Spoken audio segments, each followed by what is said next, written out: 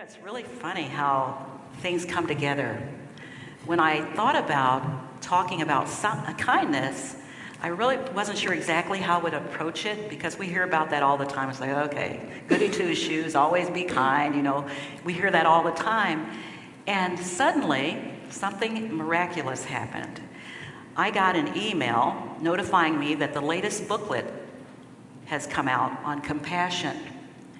So I downloaded it before I went to pick up the copies to distribute to some of our congregants, the Bible class and the Wednesday service, and have a few others if anybody wants one. And the very first article is one I had forgotten about, by Reverend Sandra Campbell. Kindness turns the tables. So get this, you can, if you don't subscribe, you can go to unity.org and look up the publications, and this is part of the outreach program. These are sent to care facilities and hospitals and all kinds of places where people have needs, and we inspire a lot of people in Unity. So they only ask for a donation. There's no charge for the booklets, but please, there are a lot of, not just Sandra Campbell, but there are a lot of good articles in here, and these come out periodically. We're already working on the Advent article. Reverend Ellen Davenport runs the Media and Communications Department, and she is really organized, so she starts like months in advance asking writers if they would contribute, and I'm grateful to be part of that, really grateful. I always used to start off my talks with this little thing to kind of calm myself down. Lord, fill my mouth with worthwhile stuff and nudge me when I've said enough. So if I get this sudden push and you see me lunge forward, don't worry, I'm not going to fall over. It's God telling me it's time to be quiet. Shut up. Start meditation. You said enough. A friend of mine sends me these Friday funnies, Bev Allen, who's a member here, and she sent one that said, if you catch me talking to myself, I work with spirit and I'm having a staff meeting. So just remember that when you get caught talking to yourself. Tell people you work with spirit and you're having a staff meeting. I had an interesting experience on kindness that I want to start off with telling you about. This is what you call a luggage grabber. It's just a little styrofoam thing, and you put it on the handle of your luggage. Kind of helps, give it a grip, but it also is a way of identifying your luggage when you travel, and about 100 pieces of luggage look just like yours. And so I was traveling, and apparently my gripper fell off. When I got home, there was no gripper on my luggage. And that particular gripper had my address and phone number, had a little message inside. You could put your little card, your address and your phone number and everything. And I didn't think any more of it. It wasn't very expensive. But I got a phone call from a baggage handler in Atlanta. And the baggage handler said, I have a luggage gripper that I found when I was emptying the airplane, and normally I don't pay attention to these things because, as you probably heard, some of the airlines have millions of dollars in change right now that they've collected at TSA, or the TSA has millions of dollars in change. So things get lost and they get disconnected and they never know who they belong to. But this particular gentleman said, I found your phone number, and I could barely read it, but I found your phone number, and I hope you don't mind me calling you, but I'd like to mail this to you. Now, it wasn't expensive, but he took the time to contact me on something so small and so simple, an act of kindness. And that's just amazing how we often take things for granted when there's so many things we can do to be kind that don't cost us anything.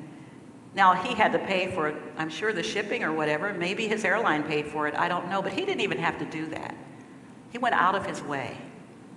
I had another recent experience that I shared with you a few weeks ago where I was going to be stuck in Chicago. And I was supposed to speak Sunday. And this was Saturday. And I would fly up in the morning and fly back that night. I do this every year for a special event honoring Bessie Coleman, the first African-American female to become a licensed airplane pilot. When I got to the Kansas City International Airport, well, first of all, when I tried to print out my boarding pass, it wouldn't print out both passes, only the one going to Chicago. And I thought that was strange on a one-day round trip. And I kept trying, and it wouldn't happen. So I finally said, oh, I'll fix it when I get to the airport. So I get to the airport, and I go up to the agent, and I say, I couldn't get my return boarding pass. Can you help me? He goes into his keyboard, and he has this shocked look on his face. And I go, oh no, what's wrong? The flight was canceled. There are no return flights coming from Chicago. But don't panic. We can put you up at a hotel and you can fly back tomorrow morning. Go, no, I can't do that. I've got to be somewhere tomorrow morning. Well, you could fly into Omaha. Oh, wait, my mother lives in Omaha, and the I-29 is in pretty bad shape since all those storms. So it would take you 5 hours to drive from Omaha to Kansas City. Well, we could send you to Denver. Well, I may or may not get to Kansas City. There was weather coming in from the north, and they had delayed flights coming from north to southbound and westbound, so that was the cause. So I didn't panic. I just went into my happy place, and I affirmed that all is in divine order. I put my teachings in unity to work. I could have had a hissy fit. We sometimes do that. I try to avoid those. They don't get anywhere. They don't get you anywhere. And probably make people feel like, why should I help her? She's, So the gentleman was so kind. He said, I was so calm. He was surprised. You're so calm. I said, well, there's nothing you can do and nothing I can do. He says, yes, there's something I can do. He says, I'm going to put you on a standby flight. There's a flight leaving at 3:25. My program was at 1 o'clock, and it wasn't at the airport. That would mean I'd have to run in and run out. He said, and I'm going to text you when a seat is available so you don't come here for nothing and wait for a standby that doesn't happen. He did. There was another congregant who wanted to go and see this program and went with me, and he had us both booked on that flight. And then contacted me by text again and said, did you make your flight? Now that's going way above and beyond the call of duty. He didn't have to do that. That's a random act of kindness. And that's what I want to talk about today. We all have opportunities to be kind. Kindness is its own reward. This husband and wife were driving through Louisiana, and that's where my roots are. So I know all about the strange names of places, and I have family members who live in this little town called Natchitoches, and it's got a real funny spelling. It looks like Natchitoches, and it's Natchitoches. So they're driving through, and the husband and wife are arguing about, how do you pronounce the name of this town? How do you pronounce the name of this town? And they kept arguing. One said it was this, the other said it was that. So they stopped for lunch at this restaurant, and the husband says, can you solve an argument for us? We're trying to figure out how to pronounce where we are. Can you do it slowly? And she goes, Burger King.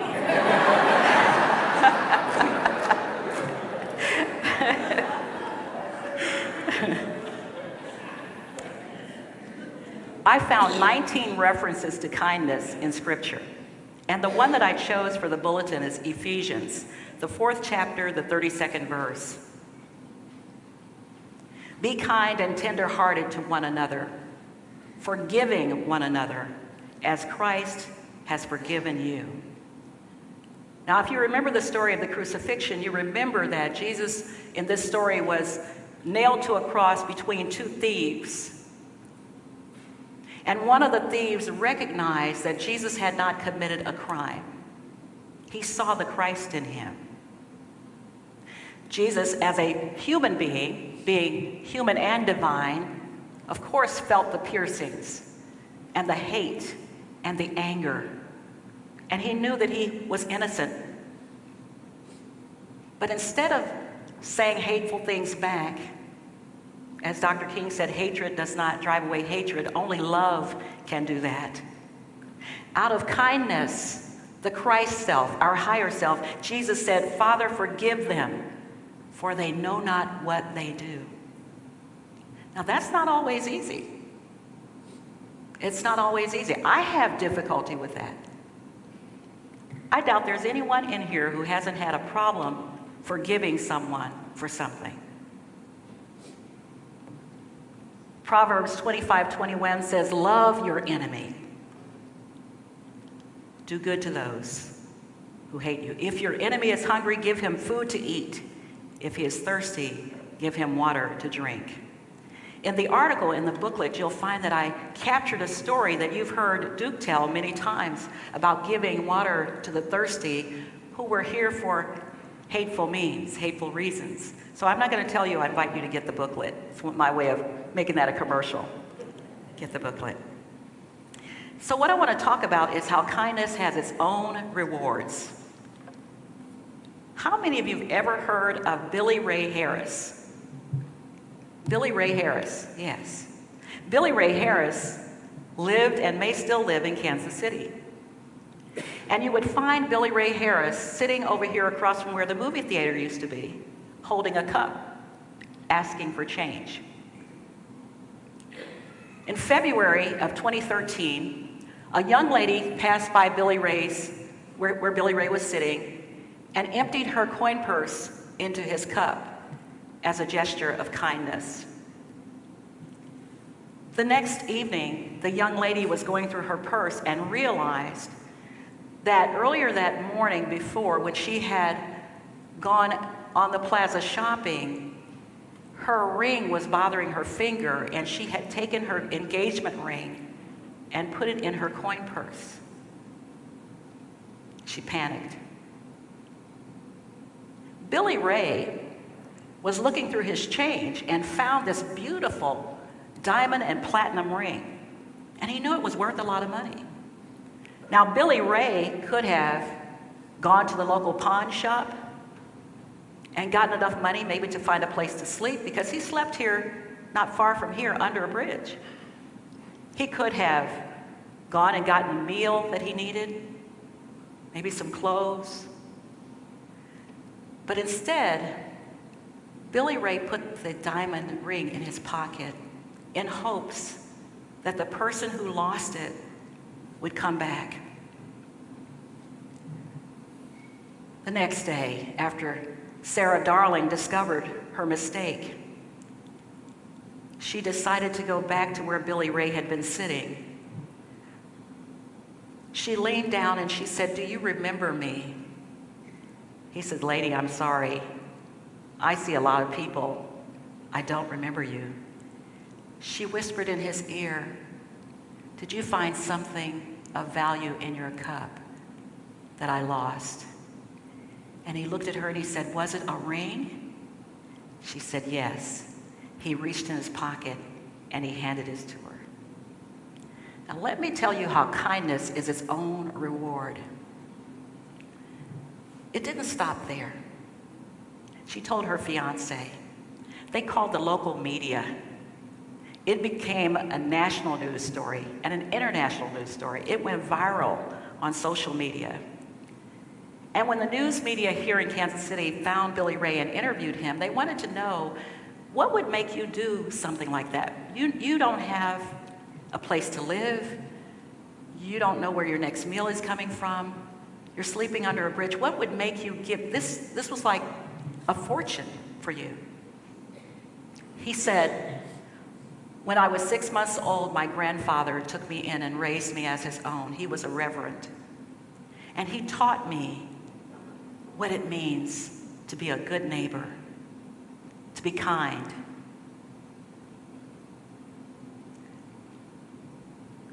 Sarah Darling and her husband set up a GoFundMe page.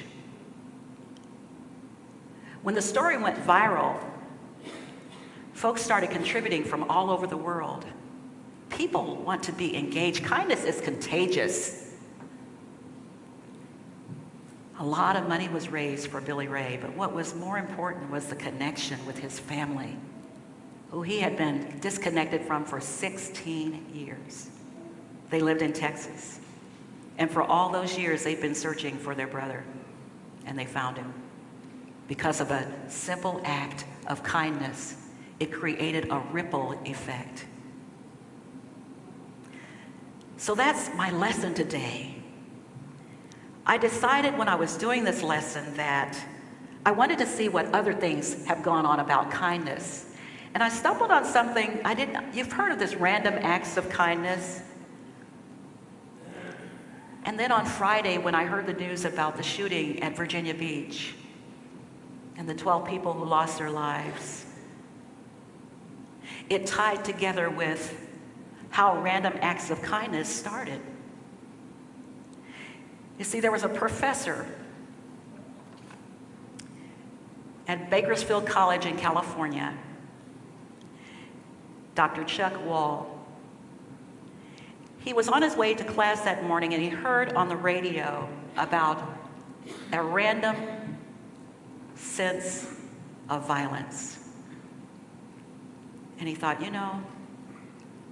I don't know what I can do about this, but I'm going to have to do something. So he decided to make it a class assignment to turn the tables into random acts of kindness. So he told his students to go out and commit a random act of senseless kindness. That was their assignment. It went viral. It has become an international movement. He's been invited to countries all over the world to talk about how kindness is its own reward. He said an act that positively influences the giver and receiver can be spontaneous or premeditated. He said kindness has 4 working parts. The first one is dignity. The second is respect. The third is compassion. And the fourth is humility. He said if you have all these yourself, you will be able to share them with others. That's what Jesus was saying. Love yourself first. And then you will know how to love others as you love yourself. You will look for opportunities to perform random acts of senseless kindness. When you do something kind for someone without expecting anything in return, you feel good. They say it releases this good feeling hormone called oxytocin in your body. You get a high from that. Try doing that when you're in line at the grocery store and you have only a few items and someone else has one item and you allow them to come in front of me. I'm sure you've done that before because, I'm preaching to the choir here, so I'm telling you things you already know, but pass it on because there may be people you are around who don't know the simple act of being kind. So Billy Ray Harris is just one of many examples of how money can buy many things, but it can't buy character and it can't buy happiness.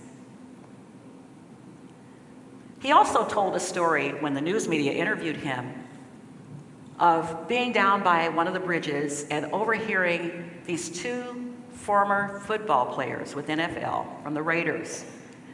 There was a Chiefs and Raiders game that weekend. And he overheard one of them say they had jumped in the creek just for the heck of it. Maybe they'd had a few too many beers, who knows. And one of them said, I lost my Super Bowl ring. Billy Ray heard that. Somehow he stumbled on their Super Bowl ring down by the bridge, that Super Bowl ring. And he ran to the nearest hotel, which was the Intercontinental. Now, he didn't know these people or where they stayed or have a description or anything. He just heard the conversation. And he goes to the hotel and he tells the clerk, I found this ring and I think there might be somebody staying here who lost it. Could you make sure they get it? Well, luckily, the former Raiders player was staying there at the hotel. And he asked her, who was it? He had written his name down. He went around searching for this guy. Somehow he found Billy Ray, set him up at the Raphael for a few nights, and gave him a nice sum of money to buy food. See, kindness is its own reward. Billy Ray didn't set out to do something in exchange for something else. He didn't set out, I'll give you your ring back if you give me so much money. It wasn't about that. It was being kind.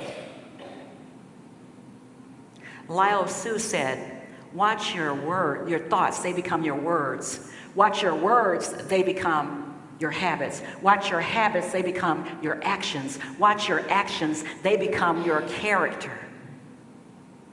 Now you're going to pass by people holding up signs saying, I'm homeless, I'm hungry, I'll work for food. Whatever those signs say, don't judge them.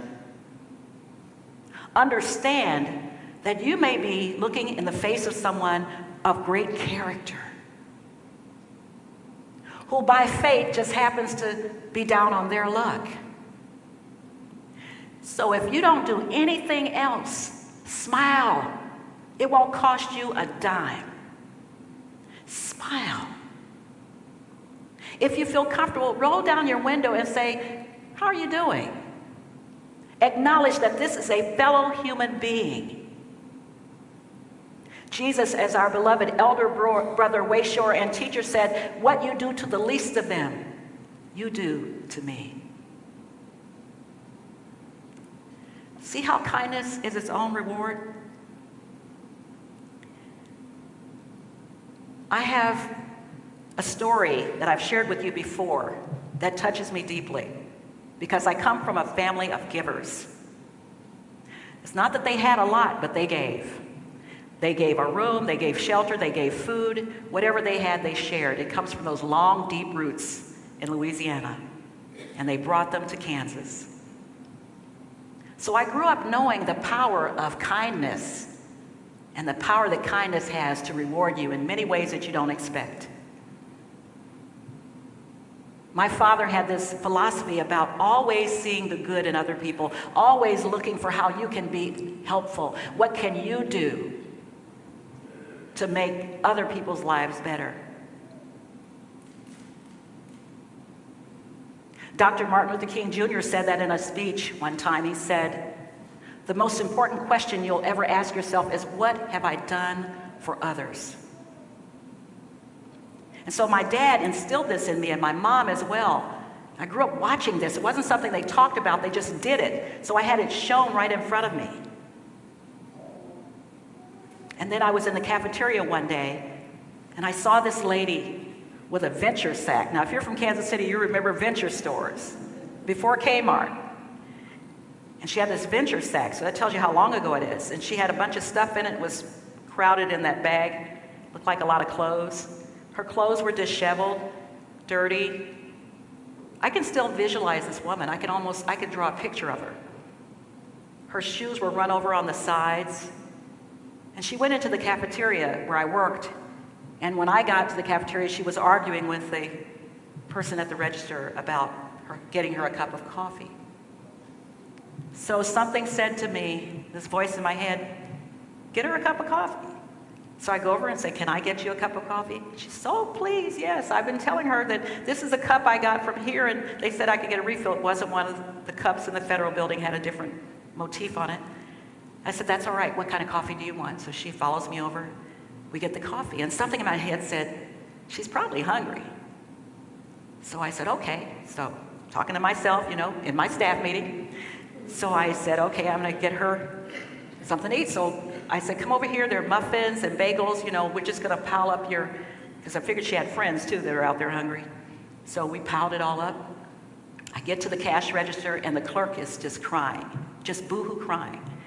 And she said that they can't do that. They'll get in trouble. She could lose her job, but she so wants to be more helpful. And she's so grateful I was there. So I pay for the lady's beverages, her coffee and her muffins and all. And she wants to thank me. She tells me she's going to pay me back. And, and I said, "I didn't do this for payment. You don't owe me anything. I'm glad I was here. And I hope you have a great day." And we hugged, and she left. There was a counter where people were sitting and having their breakfast. And there was a man over there, and he was doing this. And I'm thinking, now, wait a minute. I didn't bring that much change. Now I got to feed the whole cafeteria. But that's not what he wanted. He saw this kindness. And just by witnessing the kindness, it changed him. He held out his hand. He had a handful of change. He said, "Here, can you take this? I want to be a part of that. Can you just take this, please? I saw what you did, and I want to be a part of that." Don't you feel that way? When you see someone doing something really kind, you want to be a part of that. So the art of kindness, love your neighbor. And who is your neighbor? There's a parable about that. I won't go into details, I'll just paraphrase. Jesus was asked, who is my neighbor? Love your neighbor as yourself. Okay, who's my neighbor? It was like a test. He said, well, let me tell you a story. And he told the story of the Good Samaritan. All these people who claimed to be good neighbors, good people, loved God, were great, were faithful, they were really religious. But there was a man who was robbed and beaten and laying bleeding on the side of the road, and they just walked by. In fact, some of them crossed to the other side of the road so they wouldn't see him. And one person came along, and it was a person that society thought was less than, not good enough. This person came along and had compassion and went over to the man and cleaned him up, put him on his donkey, and led him to a nearby inn. Told the innkeeper, here's the money, take care of him, get him some medical care, get him what he needs. I'll be back through here in a few days, and I'll pay whatever's left on the bill. So Jesus asked the person who had been questioning him, so you tell me, in this story, who is the neighbor? The people who walked by, who may even have known this person, or the Samaritan from Samaria, on the other side of town, on the other side of the tracks. So I invite you, as we move into meditation, I want you to think about, in your heart of hearts, random acts of kindness that have been done for you. And I bet you can come up with a pretty good list. And then I want you to go deeper and think about areas where you can be more kind to your neighbors as we move into the silence.